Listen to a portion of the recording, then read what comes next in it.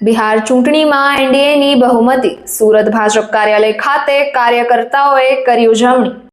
ઢોલ નગારાના તાલ પર કાર્યકર્તાઓ ઝૂમી ઉઠ્યા। ભાજપના કાર્યકર્તાઓએ ફટાકડા ફોડીને કરી ઉજવણી। સુરત શહેરમાંથી ભાજપના 200 જેટલા કાર્યકર્તાઓ પ્રચાર માટે બિહાર હતા।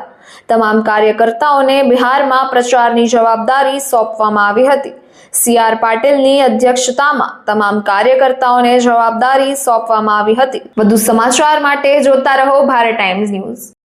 આદરણીય પ્રધાનમંત્રીશ્રીનો મંત્ર છે નવા ભારતના અને વિકસિત ભારતના જે સંકલ્પ છે 2047નો સમગ્ર ભારતમાં બિહારે પહેલ કરી છે।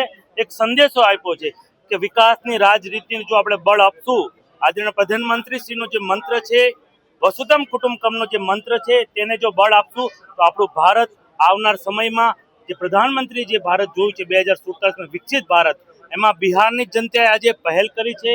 હું સુરતથી અમારા 200 જેટલા કાર્યકરો આ ઇલેક્શનમાં ગયા હતા અને પાટીલ સાહેબના માર્ગદર્શનમાં પાટીલ સાહેબ સહપ્રભારી હતા, એટલે સુરતમાં ખુશી બેવડી છે કે સુરતના કાર્યકરોએ ત્યાં અથાગ પરિશ્રમ કર્યો છે।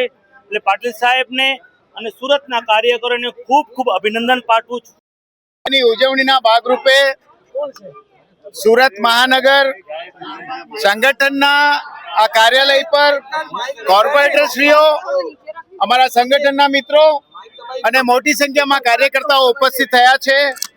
આ જીતનો જશ્ન મનાવવા માટે 201 થી વધુ સીટ ઉપર એનડીએ અત્યારે આગળ છે અને આપ જાણો છો એમ 243 માંથી 201 સીટ આ બહુ મોટો વિજય છે। જંગલ રાજની સામે બિહારના પ્રજાજનોએ મોટી સંખ્યામાં મતદાન કર્યું અને એનડીએને આટલી મોટી બહુમતીથી બિહારમાં સરકાર બનાવવા માટે પ્રેરિત કર્યા છે। આના માટે સુરત મહાનગરના અમારા 200 થી વધારે કાર્યકર્તાઓ બિહાર ગયા હતા। એમણે 2 જગ્યાએ ખાસ પડાવ રાખીને 78 જેટલી સીટ ઉપર એમણે ઇફેક્ટ આપી હતી અને એના માટે અમારા માનનીય કેન્દ્રીય મંત્રી શ્રી અને પૂર્વ પ્રમુખ અને સાંસદ શ્રી સીઆર પાટીલ સાહેબના નેતૃત્વમાં જેઓ સહપ્રભારી છે બિહારના, એમને 78 જેટલી સીટ ઉપર કામ કરવાની જવાબદારી આપવામાં આવી હતી અને મને કહેતા આનંદ થાય છે કે 78 માંથી અત્યારે 74 થી વધુ સીટ ઉપર ભારતીય જનતા પાર્ટી અને જે એનડીએના કાર્યકર્તાઓ બહુમતીથી આગળ વધી રહ્યા છે। આ બહુ મોટી જીત છે।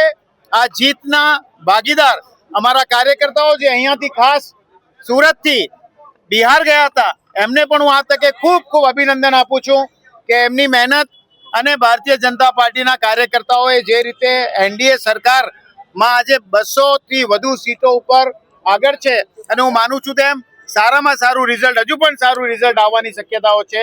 આપ સૌનો આ તકે હું આભાર માનું છું।